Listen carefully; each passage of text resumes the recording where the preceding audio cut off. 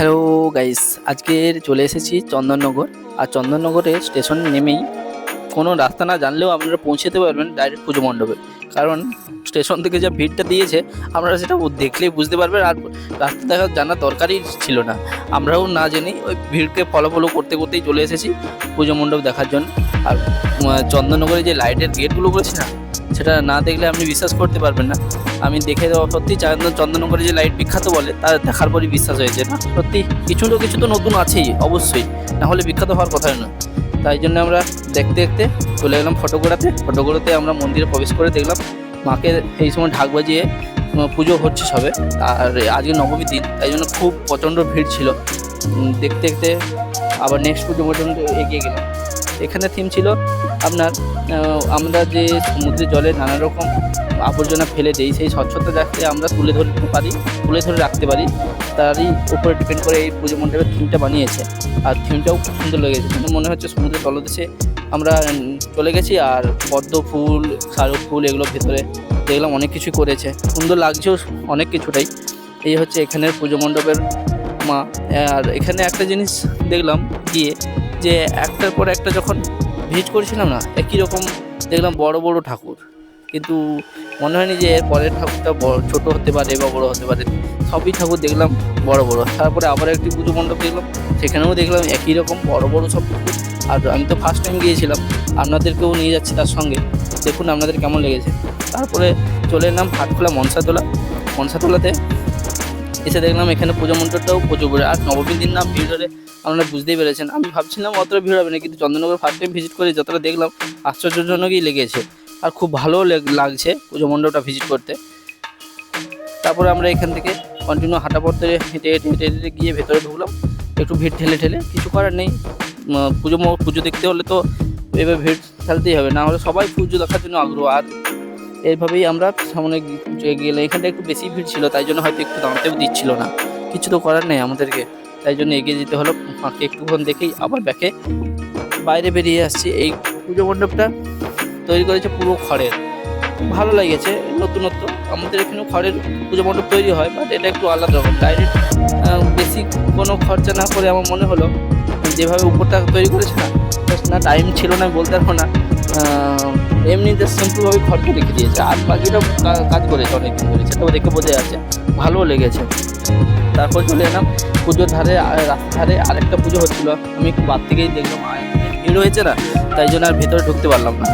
তারপরে আবার এগিয়ে যেতে দিলাম সেই আমাদের বিখ্যাত যেটা ভাইরাল হয়েছিল, দেখেছি ফেসবুক হোক ইউটিউব, এই লাইটের রাস্তার উপর যে লাইটটা করেছে দারুণ লেগেছে। আর ওখানে গিয়ে হয়তো আমি ব্যাকগ্রাউন্ড মিউজিকটা না দিতে পারলাম না, কিন্তু দারুণ লেগেছে। এখানে যে বক্সগুলো বাজছিল, আর সবাই এখানে মেয়ে থেকে ছেলেরা সবাই এত এনজয় করছে। রাস্তার উপরে পুরোটাই লং রোডে করেছে, তো দেখতেও সুন্দর লাগছে। আর সবাই এতটাই ভিড়, আর নাচানাচিও করছে, ব্যাপক লাগছে। মনোরম দৃশ্য, এখানে দৃশ্যটা দেখার মতো ছিল। তারপরে এগিয়ে গিয়ে আমরা আরেকটি পুজো মণ্ডপ দেখলাম, এদের থিম ছিল পালকিগুলোতে মাকে নিয়ে যাওয়া হচ্ছে। আবার ভিতরে এই দেখুন, ভিতরে মাকে বসানো আছে, খুব সুন্দর লাগছে যদিও বা। তারপরে এখানে মাকে দর্শন করে নিলাম, দর্শন করে মনের ইচ্ছা জানিয়ে দিলাম, যেন আমার মনের ইচ্ছাটা পূরণ হয়। আর আমার ইউটিউবার ভিউজটা আর লাইক সাবস্ক্রাইব সবাই যেন করে দেয়, এটাই আমার মনের ইচ্ছা ছিল। ঠিক আছে, চলুন আপনারা মনের ইচ্ছাটা পূরণ করে দেবেন ভালোবাসা দিয়ে। তারপরে আমরা বাইরের দিকে বেরিয়ে এলাম নেক্সট পুজো মণ্ডপ দেখবো বলে। এখানে তো প্রচুর পুজো মণ্ডপ দেখা হচ্ছে যেহেতু, কিন্তু পুজো আর পায়েরও দফা হয়ে গেছে ইমিডিয়েটলি, আর কিছু করতেও পারছি না। তাই জন্য আমি বলি না, আর বেশি পুজো দেখবো না, না হলে আমার পাও আমাকে দেখবে না। তারপর আমি আস্তে আস্তে করে বেরিয়ে এলাম পুজো মণ্ডপ থেকে।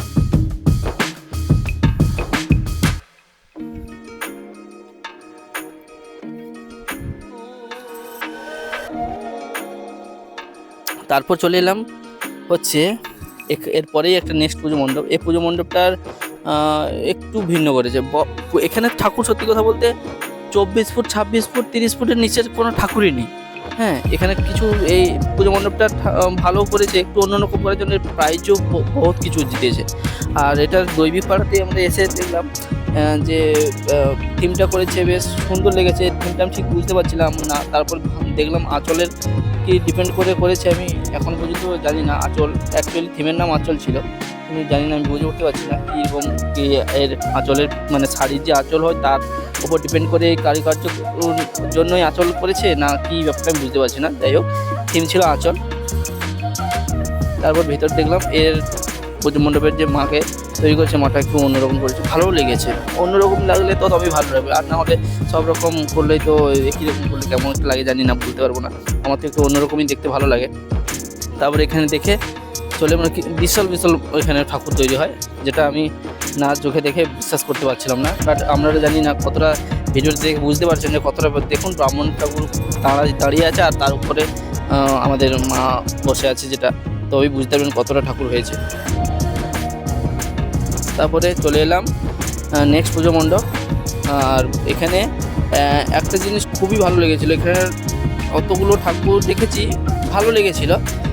যতটা রানীমার দিকে এগিয়ে যাচ্ছি তো ঠাকুরটা দেখবো বলে, ততই যেন ঠাকুরের আকর্ষণীয়তা আর ঠাকুরের উজ্জ্বলতা আরও বেড়ে যাচ্ছে।